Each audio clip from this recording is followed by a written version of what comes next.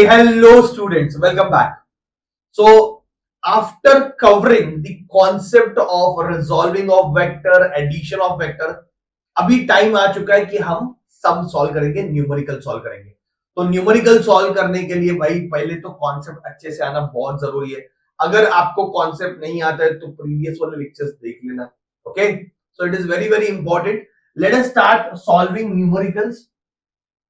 बहुत easy easy numericals है, basic numericals है, सिर्फ आपका थॉट प्रोसेस डेवलप करने के लिए न्यूमेरिकल्स है। बाकी एज सच एग्जाम में कुछ आने वाला है नहीं, पर हाँ ये नहीं आया तो आगे के बड़े बड़े सम्स, डिफिकल्ट सम्स आपको नहीं आएंगे। तो this are all basic sum, सिर्फ एक आइडियोलॉजी, एक थॉट प्रोसेस की पापा कैसे हम वेक्टर्स वाले सम सॉल्व करते हैं। Okay, as such direct question इसके ऊपर कोई आता नहीं है। तो let us start solving sums. Okay, A vector और बी वेक्टर दिया हुआ है। ए वेक्टर की वैल्यू है 3i cap plus 2j cap और बी वेक्टर की वैल्यू है i cap plus minus 2j cap and 3k cap. और हमें फाइंड करना है magnitude of A vector plus B vector. मतलब सिंपल वे में हमें ए वेक्टर और बी वेक्टर को ऐड करना है। क्या करना है? ए वेक्टर और बी वेक्टर को ऐड करना है। तो ये मेरा ए वेक्टर है, that is 3i cap plus 2j cap. I am going to add with, इसके नीचे लिख दू i cap minus 2j cap plus 3k cap. Okay बच्चा, तो ये वेक्टर है ए वेक्टर, ये वेक्टर है बी वेक्टर, दोनों को हम क्या कर रहे हैं? ऐड कर रहे हैं। A vector plus B vector find कर रहे हैं। तो भाई ऐड करोगे तो क्या होगा? ये तो कैंसिल हो जाएगा, 3 और यहाँ पे 1 है, 3 प्लस 1 4i कैप बराबर है प्लस 3k कैप। डन। और अभी हमें इसका क्या फाइंड करना है? मैग्नीट्यूड फाइंड करना है। तो मैग्नीट्यूड कैसे फाइंड करते हैं? लास्ट लेक्चर में हमने बताया था रिजोल्यूशन ऑफ वेक्टर में कि मैग्नीट्यूड फाइंड करना है तो क्या करना है? रूट लेना है और just multiply the, sorry just square this coefficient and add them. Okay, तो 0 j है ही नहीं, तो 4 का स्क्वायर प्लस 3 का स्क्वायर, तो इसका आंसर आएगा that is 16 plus 9 that is 25 और 25 का रूट क्या है? 5 and that is your answer. ठीक है, तो ऐसे हमने फाइंड किया magnitude of A vector plus B vector. बहुत सिंपल सिंपल है, मतलब इतना आपको टेंशन लेने का जरूरत नहीं है। ओके, बेसिक सम है, मेरे साथ सॉल्व करो। और अगर मैं फास्ट लग रहा हूं तो थोड़ा पॉज करो वीडियो को, सॉल्व करके फिर आगे के सम पहना था। तो right question, be in your book, right question, solve each and everything. Next, find unit vector parallel to the resultant of vector a vector and b vector. Now find unit vector, हमें क्या find करना है? Unit vector parallel to the resultant of the vector a and b। मतलब a और b vector ये दिए हुए, इन दोनों के रिजल्टेंट को, इन दोनों के रिजल्टेंट को जो यूनिट वेक्टर पैरेलल है वो मुझे फाइंड करना है। देखो पहली बात तो हम समझ लेते हैं कि रिजल्टेंट इन दोनों का निकालना बहुत जरूरी है। तो पहले रिजल्टेंट फाइंड करते हैं। रिजल्टेंट का मतलब क्या होता है? एडिशन। सो मैं लिखता हूं R vector is A vector plus B vector. Yes और no? Resultant of this two vector, दोनों को ऐड करेंगे। चलो ऐड करते तो क्या मिलेगा? ये I cap plus 4j cap minus 2k cap. You are adding with 3i cap minus 5j cap plus k cap. Okay, चलो i को i के साथ ऐड करेंगे भाई, i और 3i कितना हो जाएगा? 4i सिंपल बराबर है 4j minus 5j। What is 4j minus 5j? Minus j। 4 minus 5 is 1, 1 लिखने का जरूरत नहीं। 4 minus 5 is minus 1, तो माइनस जे आ जाएगा। और minus 2k and plus k is again minus. तो सबसे पहले तो हमने ए वेक्टर और बी वेक्टर को क्या कर दिया? ऐड कर दिया। ये मेरा ए वेक्टर है, ये मेरा बी वेक्टर है, दोनों को ऐड कर दिया। I got this. ओके, अभी हमें जो यूनिट वेक्टर फाइंड करना है, यूनिट वेक्टर मतलब जो डायरेक्शन बताता है, वो पैरेलल है resultant of the this two vector. तो जो आर वेक्टर हमने फाइंड किया उसको पैरेलल है। तो मैं एक स्टेटमेंट लिखता हूं as unit vector is parallel to R vector, okay, therefore direction is same, yes और नो। पैरेलल का मतलब क्या है? सेम डायरेक्शन होना चाहिए। तो आर वेक्टर को मुझे जो यूनिट वेक्टर फाइंड करना है वो पैरेलल है, ठीक है। तो आर वेक्टर का डायरेक्शन और हमें जो फाइंड करना है यूनिट वेक्टर का डायरेक्शन सेम है। तो यूनिट वेक्टर आर वेक्टर का डायरेक्शन कैसे फाइंड करेंगे, यूनिट वेक्टर कैसे फाइंड करें? तो हमने एक फॉर्मूला बनाया था यूनिट वेक्टर का, याद करो क्या था फॉर्मूला यूनिट वेक्टर का, कि किसी भी वेक्टर को आप उसके मैग्नीट्यूड से डिवाइड करो, याद करो, बना कि नहीं? तो अगर मैंने आर वेक्टर को उसी के मैग्नीट्यूड से डिवाइड कर दिया, अगर मैंने आर वेक्टर को उसी के मैग्नीट्यूड से डिवाइड कर दिया, तो हमें जो यूनिट वेक्टर मिलेगा वो आर वेक्टर का डायरेक्शन बताएगा, यस और नो। देखो मैं क्या बोल रहा हूं, आर वेक्टर को अगर मैंने मैग्नीट्यूड से डिवाइड कर दिया उसी के, तो हमें जो यूनिट वेक्टर मिलेगा वो किसका यूनिट वेक्टर है? आर वेक्टर का, इसका डायरेक्शन बताएगा। और हमारा जो यूनिट वेक्टर जो हमें फाइंड करना है वो इसी को पैरेलल है, मतलब it's one and the same thing, तो हमें आंसर यहां से मिल जाएगा। तो फॉर्मूला बहुत क्लियर है, किसी वेक्टर को उसके वैल्यू, अब ये आर वेक्टर हमने ऑलरेडी ढूंढ के निकाले, कहां पे? ये वाला 4i कैप माइनस जे कैप माइनस के कैप। और मैग्नीट्यूड कैसे फाइंड करते हैं? रूट ऑफ इन सबके स्क्वायर करके कोएफिशिएंट को ऐड करूंगा, तो 4 का स्क्वायर प्लस -1 का स्क्वायर प्लस -1 का स्क्वायर, बराबर है। तो ये बन जाएगा 4i कैप माइनस जे कैप माइनस के कैप अपॉन ये 16 प्लस 17 प्लस 18, तो रूट ऑफ 18, ये हो गया आपका आंसर, खत्म। इसको चाहिए तो 3√2 लिख सकते हो, तो 4i कैप माइनस जे कैप माइनस के कैप अपॉन 18 को 3√2 लिख सकते हो। बात समझ में आ रहा है? तो ये इतना सिंपल वे में हमने इसको सॉल्व कर दिया। इजी क्वेश्चन, बहुत सिंपल है, दिमाग लगाओ आपको आएगा, थोड़ा कॉन्फिडेंस रखो। Unit vector parallel to resultant of this two vector, इन दो वेक्टर के रिजल्टेंट को अपना यूनिट वेक्टर पैरेलल है, तो इन दो वेक्टर का पहले रिजल्टेंट फाइंड किया और फिर यूनिट वेक्टर फाइंड किया। Is it clear? Just pause the video and solve it, see how I have solved it. Let us go for the next one. A vector x vector when added to the resultant of a vector and b vector, अभी a vector और b vector के resultant को मैंने x vector add किया है। देखो statement समझो, when x vector added to the resultant of these two vectors, हमें मिल रहा है it gives unit vector along y axis। तो x वेक्टर को हमने जब ऐड किया, क्वेश्चन देखो, x vector when added to the resultant of a vector and b vector, a vector और b वेक्टर के रिजल्टेंट को ऐड किया, a वेक्टर और b वेक्टर मतलब इन दोनों के रिजल्टेंट जो की है, तो it gives unit vector along y axis, which is a unit vector along y axis, j cap, है ना?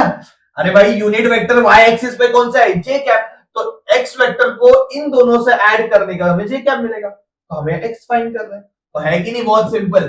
तो x vector is equal to, sorry इसको स्टेप वाइज करते हैं, तारीफ भी कर सकते हैं, मैं स्टेप वाइज कर रहा हूं आपके लिए। x vector plus a vector की वैल्यू क्या है? 3i cap minus 5j cap plus 7k cap, ये हो गई ए वेक्टर की value, plus 2i cap plus 4j cap minus 3k cap, और क्या मिलेगा हमें? j vector. चलो इसको सॉल्व कर लेते हैं। x वेक्टर प्लस i को i के साथ ऐड करेंगे, 3 प्लस 2 कितना हो गया? 5i बराबर है, जे को जे के साथ ऐड करेंगे, -5j plus 4j, -5 plus 4 is -1, 1 लिखने का जरूरत नहीं है। 7 - 3 कितना होता है 4, तो +4 के कैप, इससे मुझे क्या मिलेगा बच्चा, जे कैप मिलेगा। ये सुनो, अभी हमें एक्स वेक्टर फाइंड करना है, तो भाई इसको वहां लेके जाओ, तो जे कैप ऑलरेडी यहां पे है, ये सारे उधर जाएंगे तो साइन चेंज हो जाएगा, मिस्टेक नहीं करना है, +5i कैप उधर जाएगा तो -5i कैप हो जाएगा, -j कैप उधर जाएगा तो +j कैप हो जाएगा, +4 कैप उधर जाएगा तो -4k कैप। ठीक है, आई आई के साथ ऐड होता है, जे जे के साथ ऐड होता है, के साथ ऐड होता है, तो आई तो बचा रहा है एक अकेला ही है इन चारों में, तो इसको ऐसे ही रख देते हैं। What is J plus J, 2j cap, yes और नो, और ये हो गया -4k cap, and that is your answer. Statement condition समझनी थी कि भाई एक्स वेक्टर को इन दोनों के रिजल्टेंट को ऐड किया तो मुझे यूनिट वेक्टर मिला अलोंग वाई एक्सिस, मतलब मुझे जे क्या मिला। Done, I hope you are getting it. Pause the video, solve it, and then let us go for the next one. Two vectors f1 f2 are acting simultaneously at a point. What is the magnitude of resultant force? तो एक इस पे दो force लग रहे, एक है f1 vector और एक है f2 वेक्टर, तो in what is the magnitude of resultant force, तो इन दोनों का रिजल्टेंट हमें फाइंड करना है। तो रिजल्टेंट कैसे मिलता है, सिंपल है ना, सिर्फ दोनों को अपन क्या कर देंगे, ऐड कर देंगे, तो F1 प्लस F2 खत्म। तो दो फोर्सेस को ऐड करना है, दोनों की वैल्यू हमें दी हुई है, F1 कितना है 3i cap plus 4j cap, ये सुनो, और F2 कितना है 3i cap plus 4k cap, और इन दोनों को अपने को क्या करना है, ऐड करना है। कम ऑन, 3 + 3 कितना हो जाएगा, आई के साथ ऐड होगा, नहीं ना, मैंने कुछ मिस्टेक किया, ये आई और जे है और ये जे और के है, सॉरी ये जे है बच्चा, सॉरी, ठीक है बराबर है, ये जे है, तो आई तो कोई है ही नहीं, तो 3i क्या ऐसे ही रहेगा, 4 + 3 कितना हो जाएगा 7, तो ये हो गया 7j कैप, और ये +4k, ओके, तो 3i cap 4 + 3 is 7j cap plus 4k cap, ये हो गया रिजल्टेंट फोर्स। पर हमें क्या फाइंड करना है, मैग्नीट्यूड फाइंड करना है, तो मैग्नीट्यूड कैसे फाइंड करेंगे, आई होप अभी आपको आईजेके वाला इक्वेशन दिखा, तो आपको मैग्नीट्यूड फाइंड करने को आना चाहिए, रूट ऑफ कम ऑन 3 का स्क्वायर प्लस 7 का स्क्वायर प्लस 4 का square, that is root of 9 plus 49 plus 16, yes और नो, तो ये कितना हो गया बच्चा, 9 + 49 इज योर 58, और 58 + 16 इज 74, बराबर है। So this is how we have calculated, बहुत सिंपल है, इन दोनों को ऐड करके आंसर है 74 ही है ना, हाँ 74, 9 + 9 89, ओके, सो आई होप थोड़ा बहुत, मतलब अभी देखो ये समझना है अपने को कि वेक्टर के सम नहीं आने वाले आपको, डायरेक्ट वेक्टर के ऊपर कोई ऐसा सामाजिक डिजाइन नहीं होता है, पर अभी ये सब आपको नहीं आया तो आगे आपके बड़े बड़े क्वेश्चंस अटकने वाले हैं, तो दो वेक्टर्स को ऐड कैसे करने का, मैग्नीट्यूड कैसे फाइंड करने का, ये सब बेसिक बेसिक चीजें जो आपको आनी चाहिए, ओके, बहुत इंपॉर्टेंट है, मैथमेटिकली आप स्ट्रांग बनो, फिर फिजिक्स बहुत इजी हो जाएगा, इसलिए ये चैप्टर बहुत इंपॉर्टेंट है, ठीक है। चलो नेक्स्ट मूव करते हैं, नेक्स्ट सम की तरफ, वीडियो को पॉज करके you try to solve it, see whether you can solve this sum और नॉट, ओके, ये एक अच्छा सम है, देखो सॉल्व करने की कोशिश करो, नहीं आया तो फिर वीडियो चालू करके देख लेना, पर एक बार वीडियो पॉज करो and just try to solve this sum, okay. If you have solved it, let us start. A vector B vector दिया हुआ है, you have to find a vector having the same magnitude as B vector and parallel to A vector, एकदम अच्छे से समझना, हमें एक ऐसा वेक्टर फाइंड करना है, हमें एक ऐसा वेक्टर फाइंड करना है जिसका मैग्नीट्यूड बी वेक्टर के बराबर है और जो पैरेलल है ए वेक्टर को, आप लोगों ने सॉल्व किया रहेगा तो समझा रहेगा कि हमें एक ऐसा वेक्टर फाइंड करना है। चलो हम ले लेते हैं let required vector B P vector, चलेगा? ऐसे नाम दीजिए पी वेक्टर, इतना डिटेल में नहीं करना है। ओके, फटाफट फटाफट करना है, तो आपको समझने के लिए ये सारे स्टेप में लिख रहा हूं। ओके, तो ये जो रिक्वायर्ड वेक्टर है मैंने ले लिया पी वेक्टर। क्या ले लिया? P vector.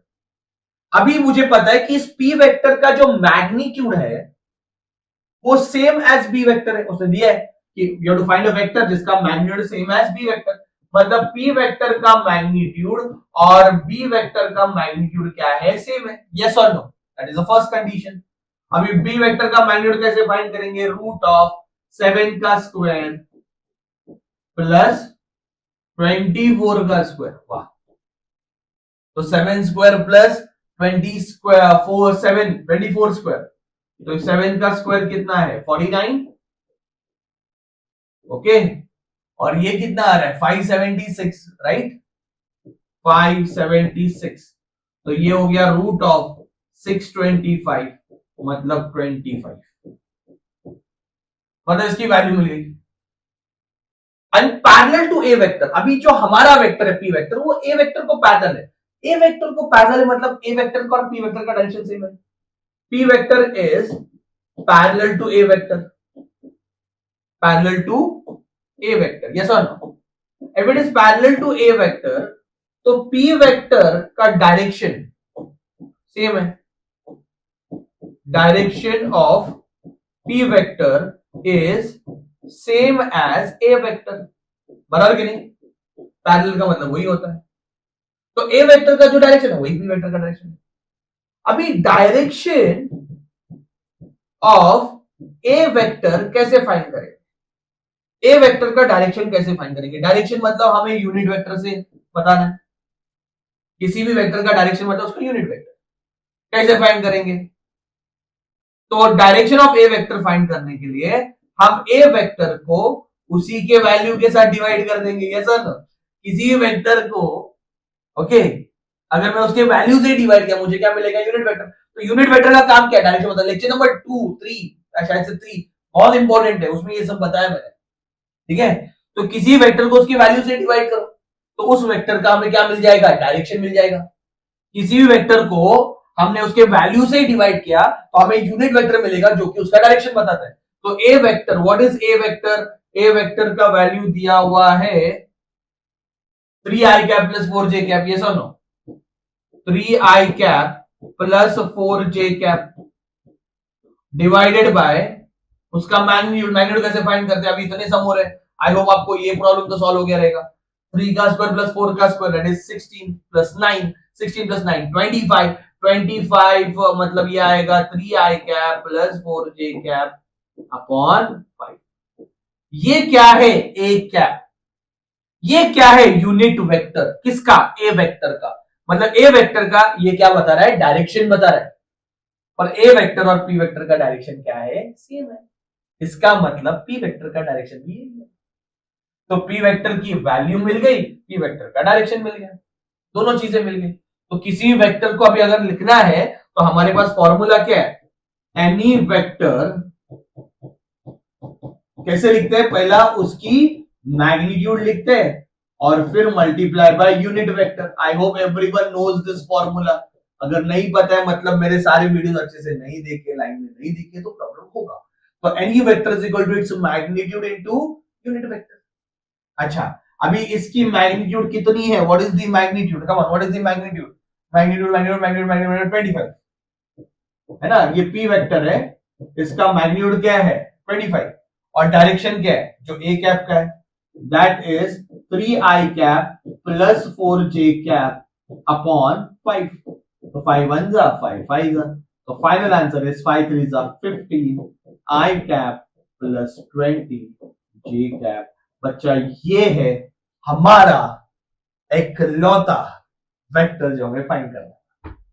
I hope this is very much clear. मतलब देख के थोड़ा सा तुम लोग को ऐसा थोड़ा अजीब लगता है, बट डेफिनेटली अगर मेहनत करोगे तो आ जाएगा। दिमाग लगाओ, क्या बोल रहा हूं मैं, थॉट प्रोसेस डेवलप करो। तुम लोग ने ये ऐसे टाइप के सम नहीं देखे अर्लियर, अभी तुम लोग को ये आदत करनी है, जितने सम्स करोगे उतना आपका दिमाग खुलेगा, उतना फिजिक्स आपके लिए इजी हो जाएगा। फिजिक्स इजी करना है तो फिजिक्स को फेस करो, try to solve this type of sum. अब मैं बहुत इजी इजी चीजें आपको बता रहा हूँ, धीरे धीरे आप इसकी लेवल बढ़ा सकते हो। पहले ये अच्छे से कर लो, ये अच्छे से आना चाहिए, कॉन्फिडेंस बिल्डअप होना चाहिए। आई होप क्वेश्चंस अच्छे से देखो, सॉल्व करो, एक बार दो बार तीन बार सॉल्व करोगे तो आ जाएगा। ओके, चलो अभी ये क्वेश्चन आप लोग सॉल्व करने का कोशिश करो। देखो इसका आंसर आपको आ रहा है नहीं आ रहा है, कुछ क्लिक हो रहा है नहीं हो रहा है। ओके, मैं आपके साथ सॉल्व करने ही वाला हूं, but you try to solve it. Okay, bird moves with the velocity of 20 meter per second. Bird की वेलोसिटी है 20 meter per second, making angle 60 degree with eastern line, 60 degree with vertically upward. अभी बात को समझो, eastern line मतलब X axis होता है, okay, vertically upward मतलब ऐसे बाहर की तरफ जेड एक्सिस होता है, और ये जो नॉर्दर्न लाइन रहता है वो वाई एक्सिस रहता है, ठीक है। और वर्टिकली आउटवर्ड मतलब जेड एक्सिस, अभी ड्रॉ नहीं कर सकते तो ऐसे टेढ़ा ड्रॉ करता हूं, जेड एक्सिस, ठीक है। सो लेट v वेक्टर है ना, velocity vector, okay, makes angle 60 degree with x and z axis. ये दिया हुआ है क्वेश्चन में, देखो अच्छे से। A bird moves with the velocity 20 meter per second in a direction making angle of 60 degree with eastern line. Eastern line मतलब X axis के साथ 60 डिग्री। मतलब अभी इमेजिन करो ये बर्ड ऐसे उड़ रहा है, ओके, तो ये जो बर्ड है बच्चा, ये 60 डिग्री बना रहा है एक्स एक्सिस के साथ और 60 डिग्री बना रहा है जेड एक्सिस के साथ। अब ये 3 डायमेंशनल फिगर है, ऐसे मत देखो सर ये तो ऑप्टिक्स एंगल लग रहा है, ये 3 डायमेंशनल है। अच्छा आपको पता है ये अल्फा होता है और ये जेड एक्सिस के साथ क्या होता है, गामा होता है। वाई एक्सिस के साथ क्या एंगल बना रहे हो नहीं दिया हुआ है, मतलब देखो बीटा नहीं दिया हुआ है, और हमें सिर्फ रिप्रेजेंट करना है इसको रेक्टेंगुलर फॉर्म में, मतलब आईजे के फॉर्म में इक्वेशन लिखना है इसका, बस, ठीक है। तो टेंशन मत लो, अल्फा की वैल्यू, अल्फा की वैल्यू 60 डिग्री है और ग्यामा की वैल्यू 60 डिग्री है, बीटा की वैल्यू मिल जाएगी तो सम सॉल्व हो जाएगा। Okay, v vector makes angle 60 degree with x axis and 60 degree with z axis. अभी हमें सिर्फ बच्चा किसकी वैल्यू निकालनी है, बीटा की। तो हमने एक फॉर्मूला देख रहा था डायरेक्शन कोसाइंस का, cos square alpha plus cos square beta plus cos square gamma is equal to 1। याद आ रहा है कुछ? यस, तो इसको सॉल्व करते हैं। cos 60 की वैल्यू कितनी है, अल्फा की वैल्यू 60, cos 60 की वैल्यू कितनी है, हाफ, तो हाफ का square plus cos square beta, beta नहीं पता है, cos गामा की वैल्यू कितनी है 60, 60 मतलब हाफ का स्क्वायर इज इक्वल टू 1। ये हो गया 1/4। आपके लिए मैं बहुत सारे स्टेप्स बढ़ा रहा हूं कैलकुलेशन के, आपको अगर आता है तो आप डायरेक्ट भी कर सकते हो। मैं सारे बच्चों का सोच के एक एक स्टेप बढ़ा रहा हूं। If you think it is you know you can do it directly. 1/4 plus 1/4 is half, 1 plus 4 1 plus half, उधर जाएगा तो माइनस हाफ हो जाएगा, तो cos square beta is equal to 1/2 हो जाएगा। बात समझ में आ रहा है कैसे हुआ 1/2? बच्चा ये 1 है यहाँ पे, माइनस ये 1/4 1/4 1/4 1/4 इज हाफ, हाफ उधर जाएगा तो माइनस हाफ हो जाएगा। What is 1 minus half? 1 minus half is half, तो cos स्क्वायर बीटा की वैल्यू अगर हाफ है तो स्क्वायर उधर जाएगा तो cos बीटा की वैल्यू आएगी 1/√2। That's it. ओके, मतलब बीटा जो है √2 कभी रहता है, 1/√2 वैल्यू कभी आता है 45। ओके, ये हमने लिख दिया, ये अभी हमने बीटा फाइंड कर लिया, बीटा फाइंड कर लिया। अभी हमें वेक्टर रिप्रेजेंट करना है, तो वेक्टर कैसे रिप्रेजेंट करते हैं? ओके, आई के साथ कौन रहता है एक्स एक्सिस पे, okay, that is 20 cos alpha I cap, क्योंकि 20 इसकी वैल्यू है तो इसको मैं चाहिए तो पहले v लिख देता हूं आपके लिए। ओके, एक्स एक्सिस पे क्या रहता है v cos alpha, y axis पे क्या रहता है v cos बीटा, बराबर है, याद आ रहा है कुछ, और z एक्सिस पे क्या रहता है v cos गामा के क्या, रेक्टेंगुलर फॉर्म मतलब आई जे और के इक्वेशन में आपको लिखना है।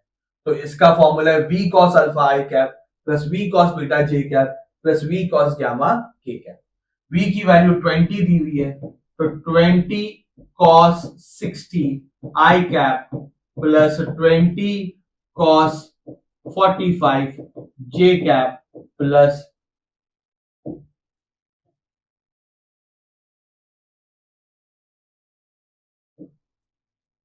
20 cos 60 के कैप।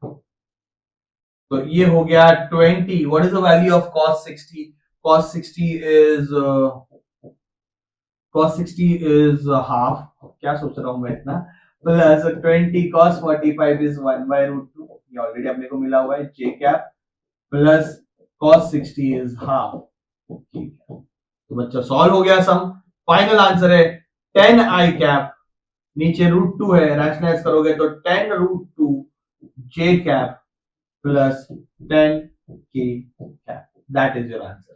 जिन बच्चों को ये नहीं आता है सॉल्व करने, रैशनलाइज पे 20/√2 था, सिर्फ ऊपर नीचे √2 से मल्टीप्लाई कर दिया, तो ये हो गया 20√2/√2, √2 होता है, 2 1 जा 2 10 जा, इसलिए इसका आंसर आया 10√2 ठीक है। Okay, so that's what your answer is, very simple.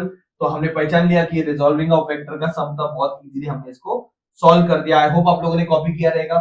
Okay, video को पॉज करके आप अच्छे से कॉपी करो, सॉल्व करो इसको। Late us go for the next one. One of the rectangular component of the velocity 80 km per hour is 40 km per hour. Find the other component. 80 km per hour. Okay. One of the rectangular component of velocity of 80 km per hour is 40 km per hour. एक 40 kilometre per our है भाई, दूसरा कितना है find करना है।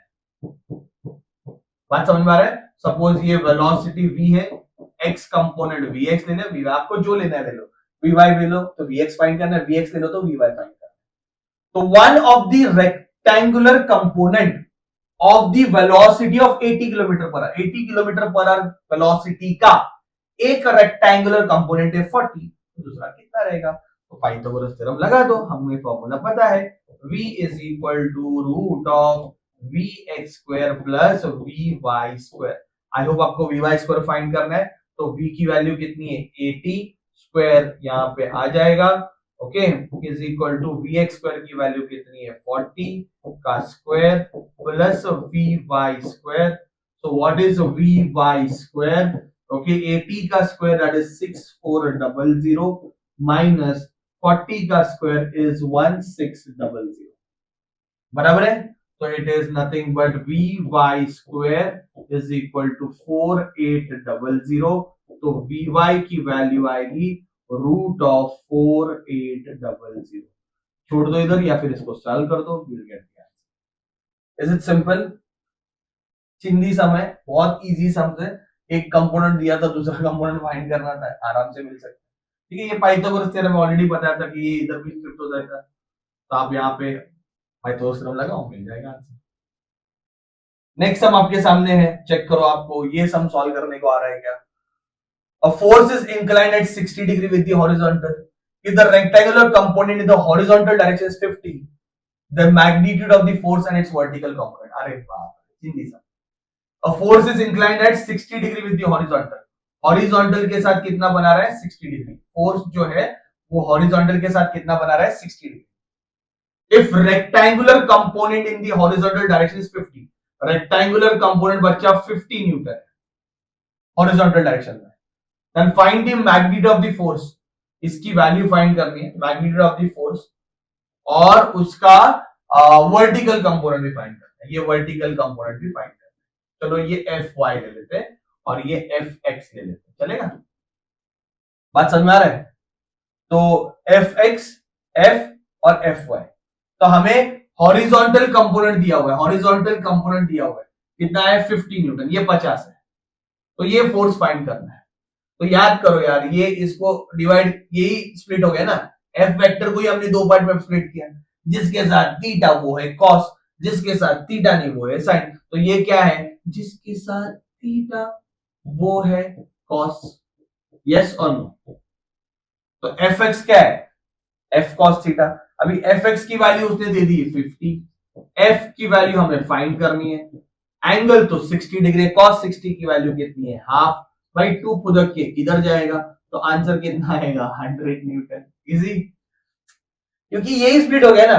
तो F x क्या है, एफ कॉस थीटा, और एफ वाई क्या है, जिसके साथ थीटा नहीं वो है साइन, मैंने बताया था, ये सुनो। तो ये वाला क्या हो जाएगा, एफ साइन थीटा। एफ की वैल्यू अभी अभी हमें मिल गई 100, ओके। और साइन थीटा, थीटा कितना दिया 60, साइन 60 की वैल्यू कितनी है √3/2, तो 100 इंटू √3/2, तो 2 1 जा 2 50 जा, तो इसका आंसर आएगा 50 √3 न्यूटन। यस और नो, सिंपल, कुछ नहीं, एकदम इजी इजी चल रहा है, एकदम फटाफट फटाफट चल रहा है।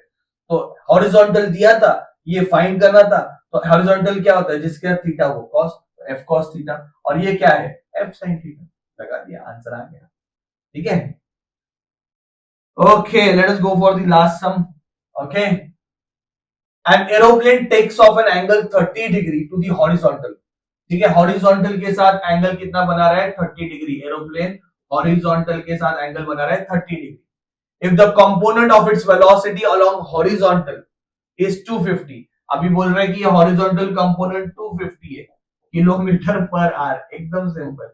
तो हमें क्या फाइंड करना है, what is the actual velocity, ये फाइंड करना है actual velocity, and what is the vertical component of velocity, ये भी फाइंड करना है। इजी है कि नहीं? अच्छा, एफ वाई लिखते, सॉरी वी वाई, अरे वी वाई, ओके, और ये क्या है वी एक्स। अब मुझे बताओ, जैसे पिछला सम था वैसे ये वाला सम है कि नहीं। हमें क्या दिया हुआ है, हॉरिजॉन्टल कंपोनेंट कितना दिया है 250, और ये पूछा हुआ है, और ये एंगल इसके साथ 30 बना रहा है, तो जिसके साथ थीटा वो है कॉस, तो ये वी एक्स पे है वी कॉस थीटा, तो वी कॉस 30, यस और नो। अभी इसकी वैल्यू कितनी मिली 250, इज इक्वल टू वी मुझे फाइंड करना है, कॉस 30 की वैल्यू √3/2, ये इधर जाएगा मल्टीप्लाई हो जाएगा, तो 500 हो गया upon √3 metre per second. Easy, अभी ये फाइंड करना है, ये मीटर पर सेकेंड नहीं है, सॉरी किलोमीटर पर आ रहा है, भगवान, किलोमीटर पर आ। ठीक है, अभी ये वैल्यू अपने को फाइंड करनी है, दैट इज वी वाई। अगर मुझे वी वाई फाइंड करना है, वी वाई क्या है, जिसके साथ थीटा नहीं वो है साइन, यस और नो। तो वी कितना है 500/√3 है ना, और साइन 30 की वैल्यू कितनी होती है हाफ, 2 1 जा 2 250 जा, तो बच्चा ये हो गया 250/√3, and that is kilometer per hour. Sum solved, खत्म।